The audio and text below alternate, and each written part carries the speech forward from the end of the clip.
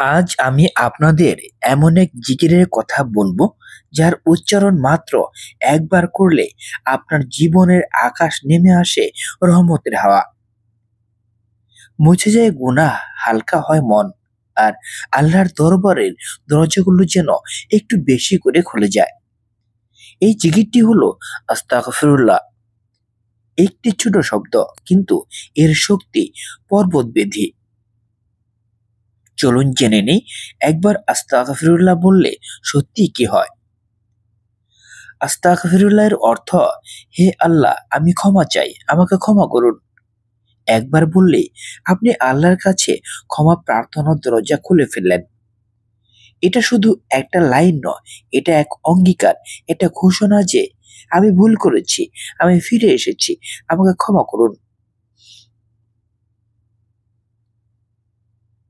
রাসূল সাল্লাল্লাহু আলাইহি সাল্লাম বলেছেন, যে আন্তরিকভাবে ইস্তেগফার করে আল্লাহ তাকে ক্ষমা করেন, যদিও তার গুনাহ সমুদ্রে ফেনার মতো বেশি হয়। তিরমিজি। আস্তাগফিরুল্লাহ একবার বলা মানে একটি গুনাহ মুছে যাওয়া, একটি ভুলের ভার কমে যাওয়া, একটি আলো ঢালা পৃষ্ঠা লেখা। একজন সাহাবী বলেছিলেন, আমরা প্রতিদিন 70 থেকে 100 বার ইস্তেগফার করতাম। তার অর্ধেকের পরিবর্তে কেউ যদি আন্তরিকভাবে একবারও বলে, আল্লাহ তার প্রতি দয়াশীল। হাদিসে এসেছে যে ইস্তেগফার করে আল্লাহ তার দুশ্চিন্তা দূর করে দেন। একবার আস্তাগফিরুল্লাহ বললে হৃদয়ের ভিতরের অস্থিরতা একটু হলেও হালকা হয়। মনের চাপ, টেনশন, ভয় সবকিছু থেকে বিরতি পাওয়া যায়। অনেক মানুষ আছে যারা দুঃখে কাঁদতে কাঁদতে শুধু একবার বলে আস্তাগফিরুল্লাহ, আর বুকটা হালকা হয়ে যায়।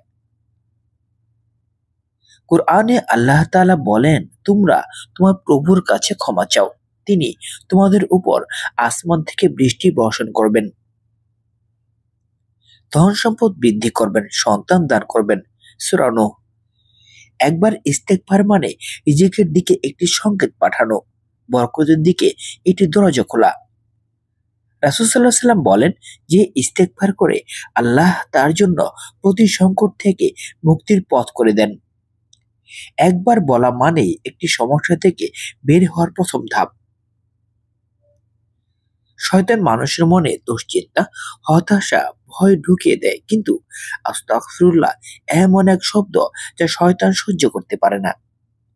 আপনি একবার বললেই নীতিগতভাবে শয়তানকে পিছনে ঠেলে দেন। হৃদয়ে আসে শান্তি, মনে আসে আলো। আল্লাহ বলেন, নিশ্চয় আল্লাহ তওবাকারীদের ভালোবাসেন।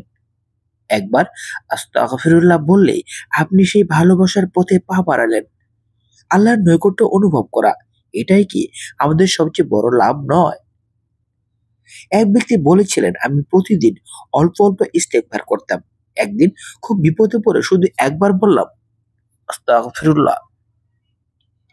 সেদিন এমন ভাবে কাজ সমাধান হয়ে গেল যেন আল্লাহ নিজেই পথ খুলে দিলেন। এমন ঘটনা আমরা প্রতিদিন শুনি, কারণ এই শব্দটির শক্তি মানুষের ধারণার চেয়েও বেশি। প্রিয় দর্শক, একবার আস্তাগফিরুল্লাহ বলা শুধু একটি জিকির নয়, এটা একটি পরিবর্তনের সূচনা। এটি ক্ষমা, রহমত, রিজিক, শান্তি সবকিছু দরজা খুলে দেয়।